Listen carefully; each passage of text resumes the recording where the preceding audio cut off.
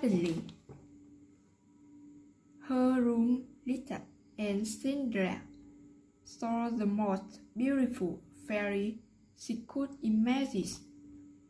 She held in her hand a delicate wand. "Who are you?" Get up, child.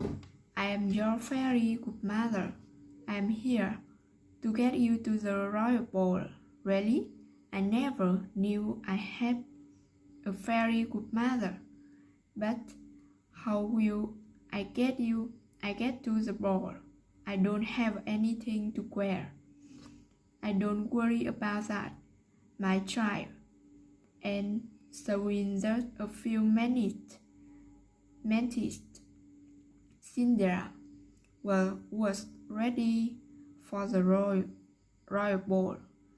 As she thanked her fairy godmother and got aboard the chariot, she received a word of caution from the fairy godmother.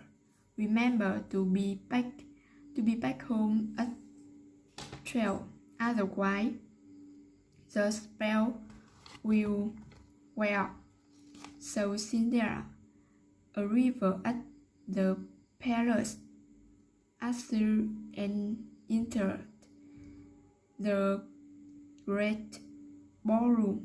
Everyone turned to look who this beautiful maiden was. Nobody could reconcile her, not even her own stepmother and stepsister. Prince Charming walked to her. "May I have this dance with you?" "Yes, your highness." And so Cinderella and Prince Charming danced together throughout the evening, till Cinderella heard the clock strike. Fairy godmother word came back to her. She needed to get out of there before the clock struck 12 without saying a word.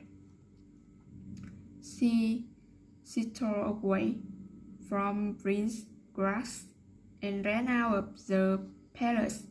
The prince ran after her. Wait, what is wrong? Why are you running? I don't even know your name." But Cinderella then dared not wait or even look back. Her beautiful girl was already turning into grass again.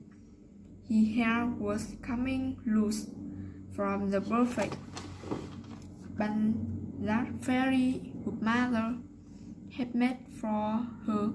She didn't even stop when one of the glass slippers came up her foot and flew in palace driveway. She ran out the palace gate and vanished into the darkness, or path that led to her home. Once home, she went back to polishing the shoes that had been given to her and decided never to speak to anyone about the ball. A few days later, 2 men from the palace showed up at their door. The lady that Prince Charming fell in love with left behind her glass slipper at the royal ball.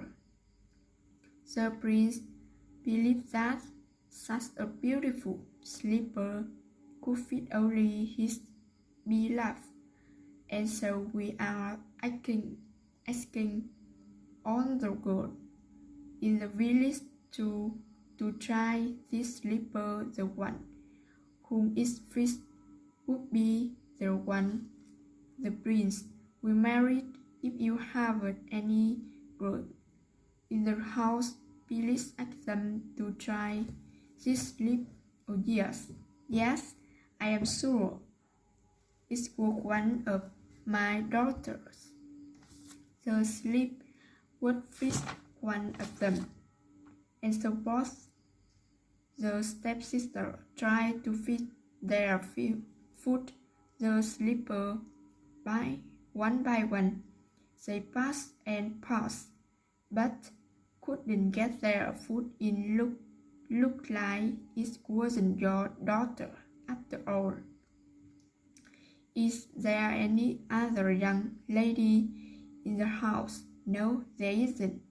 You can leave. As the kingman made ready to leave, suddenly the door of the house was thrown open, and Prince Charming himself stood there. Who is this beautiful girl in the upstairs window?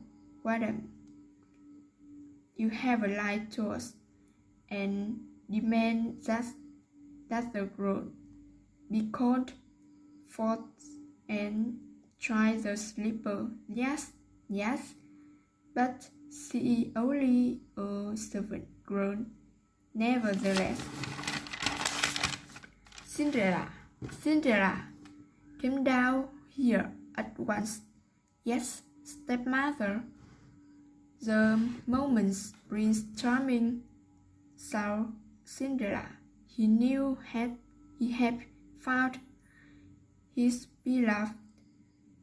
He took the slipper from the kingman and slipped it onto her foot himself. The slipper fits perfectly. In the mountain, Cinderella was once again transformed into the beautiful maiden from the night of the born prince. Prince Charming took her to the palace with him. He ordered that the stepmother and stepsister be punished for lying to the kingman and cheating Cinderella so badly and readily, but being the kind-hearted person that she was, Cinderella asked for them to be forgiven. The brides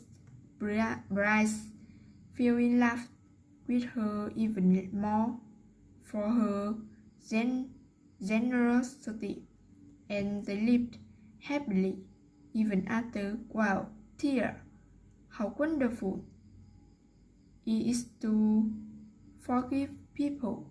Thank you for telling me the story. I will tell it to John too. I am sure he will like it. Okay, shall we go home now? I think it's getting late.